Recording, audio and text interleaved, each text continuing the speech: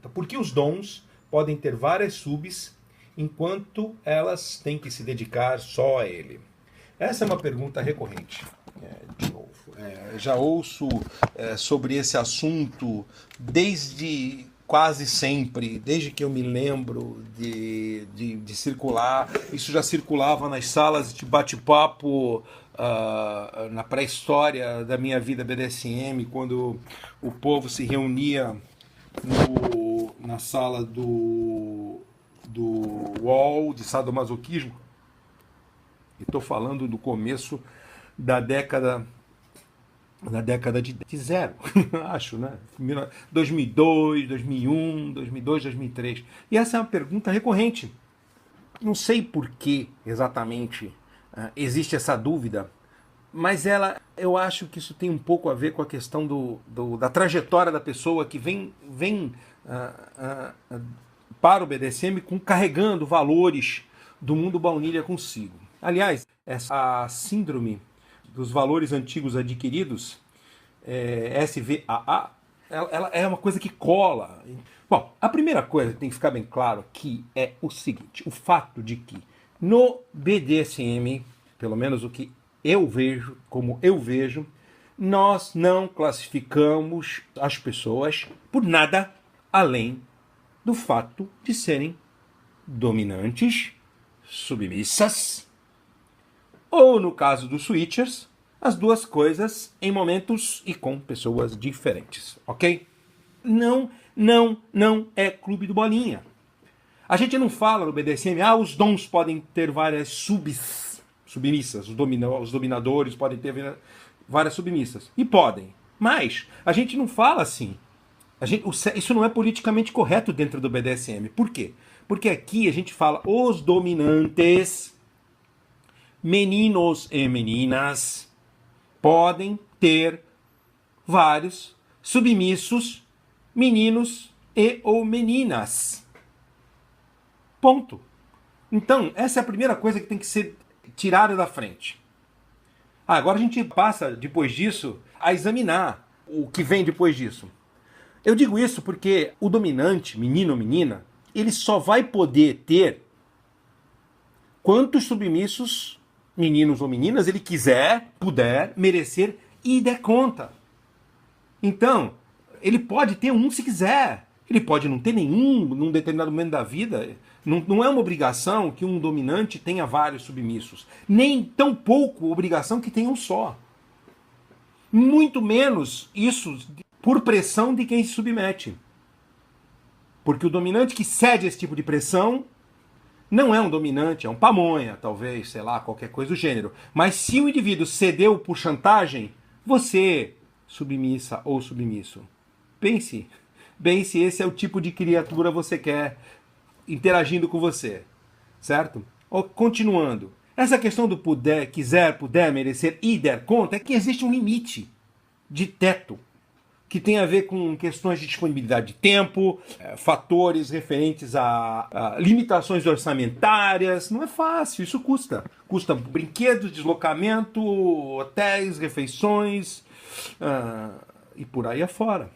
Então, tem uma hora que você só vai conseguir dar atenção a X e a pessoa X mais um, vendo que não está recebendo o que merece, ou julga que merece, ou que julga que precisa, acaba indo procurar outro reino onde vai ser melhor atendida. Essa é a vida real. Ok? Então, o BDSM, apesar de não ser uma democracia, é um ambiente de total liberdade, por incrível que pareça. As partes estão livres para ir e vir. Ninguém está preso de verdade aqui. Porque quando está preso de verdade, não é BDSM, é crime. Ok? Essa é a diferença. O dominante aceita, se quiser, a parte que se submete, e a parte que submete, pode terminar a relação apenas cortando o fluxo de poder sobre si, que doa a parte que domina. Ok? Seguindo.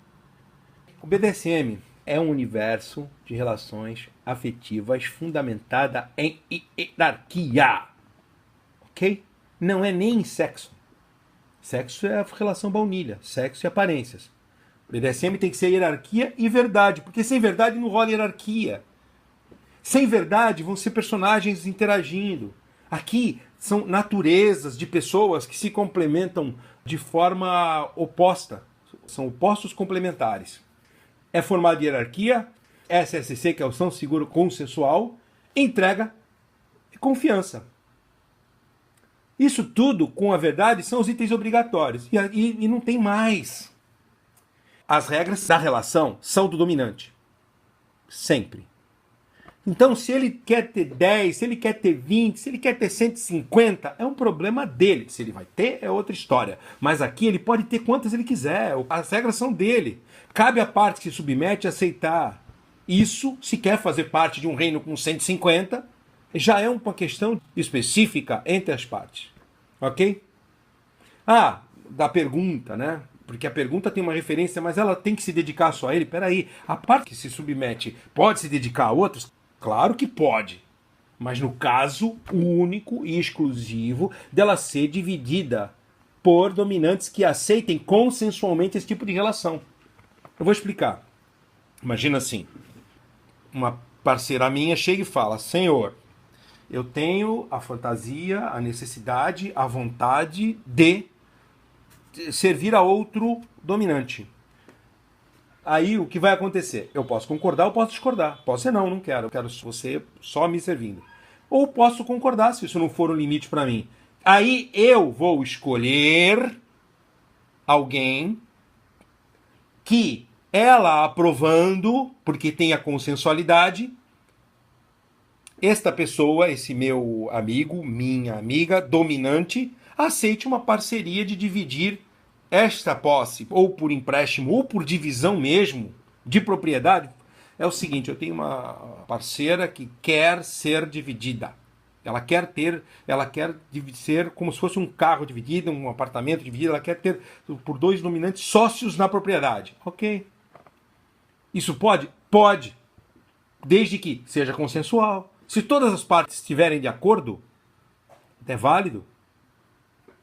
Ah, mas não pode a moça ou o moço submisso sair escondidinho e ir brincar com outro dominante em outro lugar, porque isso tem nome também. Isso não é traição pura e simples. Isso não é deslealdade, é a palavra. Ela não está sendo leal porque ela pertence, ela está numa relação. Estou falando também só no caso dos casos raros de relações de posse, de coleira, públicas, ok? Ou relações de posse consolidadas, estabelecidas. Não enquanto são dois parceiros avulsos, certo? Que estão se avaliando. Nesse caso, cada um é dono de si, cada um vai brincar. Eu vou falar de submissão avulsa na próxima pergunta. Ok?